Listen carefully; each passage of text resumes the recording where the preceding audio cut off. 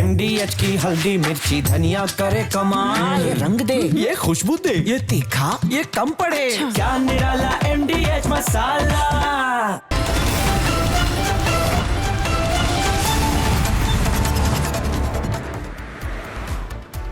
नमस्कार दर्शकों, मैं हूं आपके साथ प्रियंका शर्मा। पूछता है भारत ग्राउंड जीरो से। आज इस शो में हम आपको 2 खबरें बताएंगे और वो खबरें आपको सुनकर जानकर आप हैरान हो जाएंगे, आप सकते में पड़ जाएंगे, चौंक जाएंगे दर्शकों। लेकिन उससे पहले मैं आपको बता दूं, आज दर्शकों खबर को बताने से पहले आज एक महत्वपूर्ण जानकारी मैं आपको देना चाहती हूं। हमारे देश भर की अगर बात करें या पूरी दुनिया भर की बात करें तो कई ऐसे लोग हैं, आधी से ज्यादा आबादी ऐसी हमारे देश की जो डायबिटीज की बीमारी से ग्रसित है, जिसे हिंदी में मधुमेह कहा जाता है। लेकिन अब उसका इलाज कैसे संभव है, कैसे उस पर काबू पाया जा सकता है, आज इस शो के अंत में हम आपको बताएंगे। उसको आप ध्यान से सुनिएगा और उसका सेवन करने से आप बहुत ही बेहतर महसूस कर सकते हैं।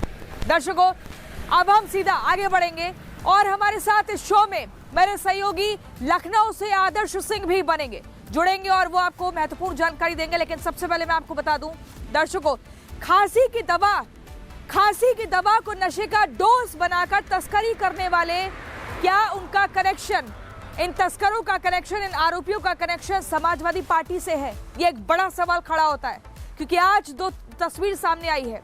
उस तस्वीर ने हर किसी को हैरान कर दिया है, हर किसी के मन में सवाल खड़े कर दिया है। लेकिन उस तस्वीर को दर्शकों हम आपके लिए डिकोड करेंगे और आपको बताएंगे कि उस खांसी की दवा को जो नशे का डोज बनाया गया है, उससे समाजवादी पार्टी का आखिर कनेक्शन क्या है।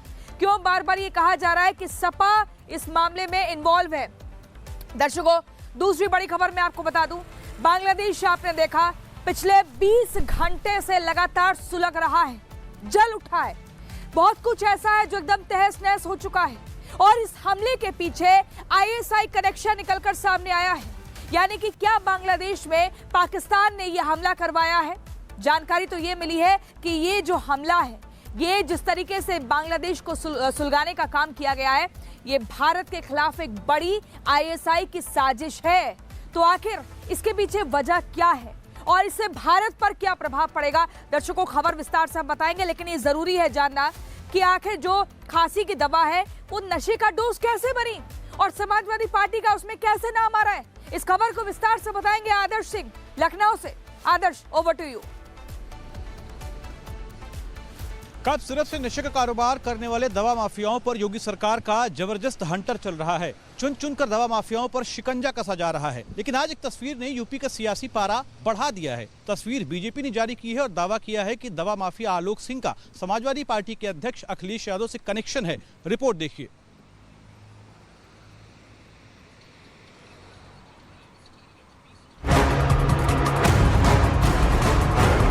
उनके कुछ संबंध समाजवादी पार्टी से सामने आए हैं। यही कसूर मैं बार बार करता रहा, धूल चेहरे पर थी और आईना साफ करता रहा। जोर की दाढ़ी में तिनका, खुद अपनी दाढ़ी सोराख बतावत हो कुछ फसल बा। योगी आदित्यनाथ जी अपनों को बचाने के लिए और चर्चा को डाइवर्ट करना चाहते हैं। खांसी की दवा में कोडीन की मात्रा बढ़ाकर उसे नशे का हथियार बनाने वाले दवा माफियाओं और उनके रहनुमाओं पर सीएम योगी आदित्यनाथ ने आज जोरदार प्रहार बोला है। उनके कुछ संबंध समाजवादी पार्टी से सामने आए हैं और समाजवादी पार्टी जो अपने कार्य के अनुरूप जिसका जो बदनाम हो चुकी है और पहले से कुख्यात है, इस पूरे मामले में भी उसकी संलिप्तता आएगी, क्योंकि SIT, एक राज्य स्तर की SIT इस पूरे मामले की निगरानी कर रही है। सीएम योगी ने उन चेहरों से भी सूबे की जनता को रूबरू करा दिया जो कोडीन के काले कारोबारियों से गलभैया करते हैं और फिर शोर भी मचाते हैं। यही कसूर मैं बार बार करता रहा, धूल चेहरे पर थी और आईना साफ करता रहा। यानी फोटो इनकी है उन माफियाओं के साथ, तो स्वाभाविक रूप से अवैध लेन देन में भी संलिप्तता कहीं ना कहीं सामने आएगी। जांच आने दीजिए, दूध का दूध और पानी का पानी सबके सामने आएगा। उत्तर प्रदेश में नशे के कारोबारियों पर जारी एक्शन के बीच आज यूपी के दोनों डिप्टी सीएम ब्रिजेश पाठक और केशव प्रसाद मौर्य एक तस्वीर के साथ सामने आए। जो तस्वीर ब्रजेश और केशव ने दिखाई उसने यूपी की सियासत में भूचाल ला दिया। तस्वीर में कोडिन कांड में गिरफ्तार आरोपी बर्खास्त सिपाही आलोक सिंह और अखिलेश यादव के एक साथ होने का दावा किया गया। ये वही हैं समाजवादी पार्टी के लोग, जैसे गांव में कहावत नहीं कहते, चोर की दाढ़ी में तिनका, खुद ही अपनी दाढ़ी सोराख बतावत हो कुछ फसल बा। हाल ही में ईडी ने कोडिन किंगपिन शुभम जायसवाल के राइट हैंड आलोक सिंह की लखनऊ के अही मामऊ इलाके में स्थित करीब 7000 वर्ग फुट में बनी आलीशान कोठी पर छापा मारा था। अखिलेश के साथ अब आलोक सिंह की तस्वीर वायरल होने के बाद यूपी की सियासत गर्मा गई। ये आलोक सिपाही हैं, ये डब्बू यादव हैं, ये श्री अखिलेश यादव हैं, और ये कैसे सीनरी दे रहे हैं, कैसे इनका चरित्र है। यानी उत्तर प्रदेश में कोई भी माफिया गिरी होगी, समाजवादी पार्टी उससे बाहर नहीं रह सकती। समाजवादी पार्टी और माफियाओं का रिश्ता जन्मजात है। एक तरफ नशे के कारोबारियों का सफेद पोशों से कनेक्शन सामने आ रहा है, तो दूसरी तरफ समाजवादी पार्टी के विधायक ही कोडिन के पोस्टर ओढ़कर घूम रहे हैं। सपा के कई विधायक आज अलग अलग अंदाज में कफ सिरप मामले पर अपना विरोध जताते हुए विधानसभा पहुंचे। सपा विधायक मुकेश वर्मा कफ सिरप का पोस्टर पहनकर विधानसभा आए, तो वहीं सपा विधायक ब्रजेश यादव कफ सिरप का पोस्टर साइकिल पर लेकर विधानसभा पहुंच गए। पूरे के पूरे प्रदेश में और देश में इस बात की चर्चा है कि भारतीय जनता पार्टी के लोगों ने जो जहरीली कफ सिरप पिलाई, जिससे गरीब के बच्चों को मारने का काम किया और अरबों खरबों रुपए कमाकर लोग विदेश भाग गए, और भारतीय जनता पार्टी की सरकार उन लोगों को संरक्षण देने का काम कर रही है। पिछले 8 वर्ष में जहर का काम, जहर का धंधा, जहर बेचना, नौजवानों की नौकरी पर डाका डालना, रिजर्वेशन पर डाका डालना, परम पूज्य बाबा साहब के संविधान को खत्म करके मनुस्मृति लागू करना, ये सारे काम 8 साल से चल रहे हैं। समाजवादी पार्टी कोडिन मामले पर योगी सरकार को घेरने की कोशिश कर रही है, लेकिन सवाल ये है कि दवा माफिया आलोक सिंह का अखिलेश यादव से क्या कनेक्शन है। स्मगलिंग और मनी लॉन्ड्रिंग के आरोपी को क्या समाजवादी पार्टी का संरक्षण प्राप्त है? कोडिन सिंडिकेट में महत्वपूर्ण भूमिका निभाने वाले आलोक सिंह के तार कहां तक जुड़े हैं? योगी आदित्यनाथ जी अपनों को बचाने के लिए और चर्चा को डाइवर्ट करना चाहते हैं। योगी जी से कहूंगा, अगर इस प्रदेश के हित में कुछ करना है, आपको कुछ अच्छा करना है, तो कम से कम जो कफ सिरप के जिम्मेदार लोग हैं उन पर कठोर कार्रवाई कर दीजिए। क्योंकि जो लोग जिनको आप संरक्षित किए हुए हैं, उनके इशारे पर, उनके संज्ञान में, उनके संरक्षण में बच्चों की मौतें हुई। बुलडोजर एक्शन भी होना चाहिए। और ये तो बाबा जी का एक अलग कानून है जो दलित पिछड़ों के लिए बना हुआ है, मुसलमान भाइयों के लिए बना हुआ है।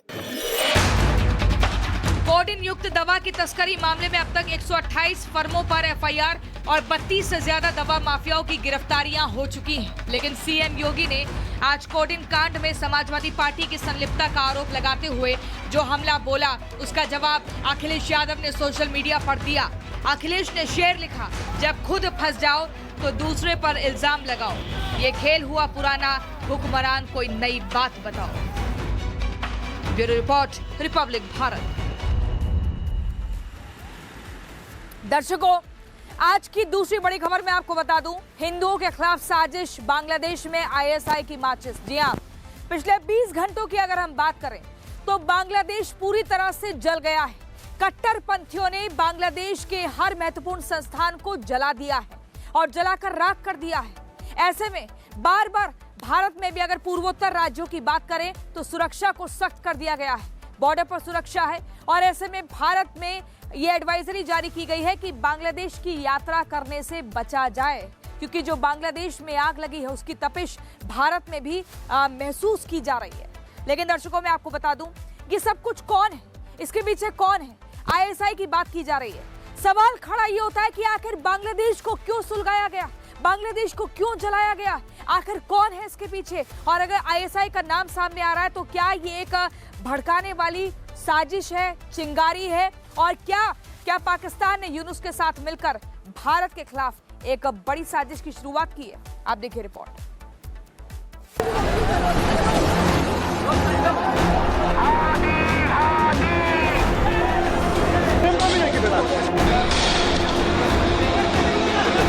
कट्टरपंथी छात्र नेता शरीफ उस्मान हादी की हत्या ने पूरे बांग्लादेश को सुलगा दिया है। बांग्लादेश की आग में जलने से ना तो राजनीतिक दलों के दफ्तर बचे, ना ही मीडिया संस्थान और ना ही सांस्कृतिक धरोहर, ना नेताओं के घर। कट्टरपंथियों ने सब फूंक दिया। कट्टरपंथियों के सामने जो भी आया उसे स्वाहा कर दिया गया। धानमंडी में बांग्लादेश के संस्थापक शेख मुजीबुर रहमान की आवास को बुलडोजर से ढहा दिया गया। आवामी लीग के नेता और बांग्लादेश के पूर्व शिक्षा मंत्री मोहब्बुल हसन चौधरी के घर को भी आग से जला दिया गया। बांग्लादेश के चटगांव में भारतीय assistant high commissioner Rajeev Ranjan के आवास पर पत्थर फेंके गए, तो एक फैक्ट्री के हिंदू कर्मचारी को पहले मारा गया और फिर उसके शव को जला दिया गया।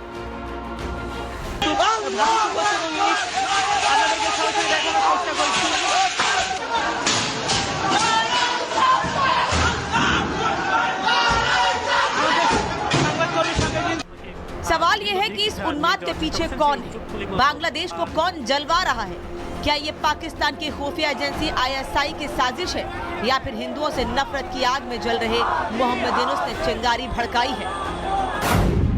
ये सवाल इसलिए सुलग रहे हैं क्योंकि अगस्त 2024 में शेख हसीना के तख्ता पलट के बाद से बांग्लादेश में हिंदुओं के घरों, मंदिरों और व्यवसायों को टारगेट कर निशाना बनाया जा रहा है। भारत के विदेश राज्य मंत्री कीर्तिवर्धन सिंह ने दिसंबर 2024 में लोकसभा में बताया था कि 1 जनवरी 2024 से 8 दिसंबर 2024 तक अल्पसंख्यकों के खिलाफ कुल 2200 घटनाएं बांग्लादेश में हुई हैं। इनमें हत्या, बलात्कार, मंदिरों में तोड़फोड़ और घरों में आगजनी जैसी घटनाएं शामिल हैं। यूनुस सरकार इन हमलों को रोकने और दोषियों को सजा देने में पूरी तरह विफल रही है। इसलिए बांग्लादेश की ताज़ा हिंसा को हिंदुओं और भारत के खिलाफ सुनियोजित साजिश के तौर पर देखा जा रहा है। बांग्लादेश के सुलगने की चिंगारी 12 दिसंबर 2025 को भड़की थी। दरअसल 12 दिसंबर को ढाका में एक मस्जिद के बाहर शरीफ उस्मान हादी पर जानलेवा हमला हुआ था। हादी के सिर में गोली लगी थी। हादी को इलाज के लिए सिंगापुर ले जाया गया, लेकिन वहां हादी की मौत हो गई। हादी जुलाई अगस्त 2024 में बांग्लादेश में हुए उस छात्र आंदोलन के प्रमुख नेताओं में से एक थे, जिसके कारण शेख हसीना को प्रधानमंत्री पद छोड़ना पड़ा। हादी आवामी लीग के सख्त विरोधी माने जाते थे। उस्मान हादी अपनी कट्टरपंथी विचारधारा और भारत विरोधी बयानों के लिए जाने जाते थे। दर्शकों, ग्राउंड जीरो से जो खबरें हमने आपको बताई, आज इन खबरों में फिलहाल इतना ही। आदर्श हमारे साथ लखनऊ से जुड़े थे, आपका बहुत शुक्रिया। लेकिन लगातार इसी तरह से हर रोज ग्राउंड जीरो से पूछता है भारत, अलग अलग खबरों के बारे में आपको जानकारी देता है और हम बताते हैं कि उसकी अंदरूनी कहानी क्या है और उसके पीछे की सच्चाई क्या है, ताकि अपने दर्शकों के विश्वास पर हम लगातार बने रहें और खरे उतरे। लेकिन दर्शकों, अब यहाँ से हमें स्टूडियो जाना होगा, क्योंकि शो की शुरुआत में आपके साथ एक वादा किया था कि अगर आप मधुमेह की बीमारी से ग्रसित हैं, डायबिटीज है, तो उसका उपचार कैसे हो सकता है, उसको कंट्रोल कैसे किया जा सकता है, कैसे कम किया जा सकता है, राहत कैसे मिलेगी। सीधा स्टूडियो चलते हैं और सुनिए आप। अब डायबिटीज वालों के लिए एक अच्छी खबर। आज डायबिटीज दुनिया के सबसे गंभीर बीमारी का रूप ले चुकी है। इससे दुनिया भर के 50,000 करोड़ से भी ज्यादा लोग प्रभावित हैं। खराब जीवन शैली, असंतुलित आहार, मोटापा, जेनेटिक टेंडेंसी और इंसुलिन प्रतिरोध डायबिटीज के मुख्य कारण हैं। एलोपैथी के साइड इफेक्ट के कारण आपकी भी यही इच्छा होगी कि कोई हर्बल या आयुर्वेदिक समाधान मिल जाए। इसी कड़ी में एक आयुर्वेदिक ब्रांड कृष्णाज हर्बल और आयुर्वेद ने अपने एक उत्पाद को टाइप 2 मधुमेह के लिए चिकित्सालय प्रमाणित करवा लिया है, जिसमें पाया गया है कि मरीज का फास्टिंग ब्लड शुगर लेवल और खाने के बाद के शुगर लेवल में 20 से 40% की कमी आई। मात्र 3 महीने में HbA1c में 15.88% की कमी आई। इसका कोई साइड इफेक्ट भी नहीं पाया गया। कंपनी का दावा है कि कृष्णाज हर्बल और आयुर्वेद डायबिक केयर जूस 20 लाख से ज्यादा लोग इस्तेमाल कर रहे हैं और फायदा प्राप्त कर चुके हैं। ये एक आयुर्वेदिक जूस है जिसका नाम डायबिक केयर जूस है। इसमें जामुन, करेला, गुड़मार, नीम, तुलसी, विजयसार, गिलोय, मेथी, आंवला, कुटकी और बेल जैसी 11 जड़ी बूटियों का प्रयोग किया गया है। कृष्णाज हर्बल एवं आयुर्वेद द्वारा डायबिक केयर जूस को साक्ष्य आधारित शोध, वैज्ञानिक प्रमाणीकरण और सुरक्षा मापदंडों पर विशेष ध्यान देते हुए विकसित किया गया है। कृष्णाज हर्बल एवं आयुर्वेदिक डायबिक केयर जूस में औषधीय जड़ी बूटियों का प्रयोग किया गया है, जो एंटी डायबिक विशेषताओं के लिए जानी जाती है।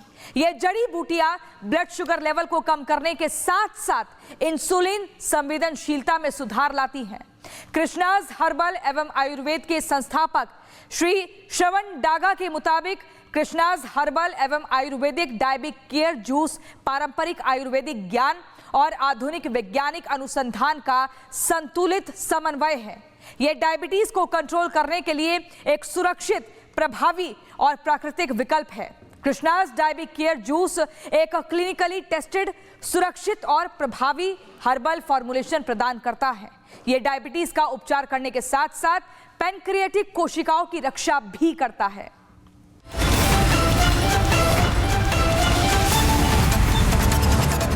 अब आया असली स्वाद। अब आया स्वाद। जब स्वाद के पड़े हो लाले तो MDH का चंकी चाट मसाला डालें। MDH का चंकी चाट मसाला।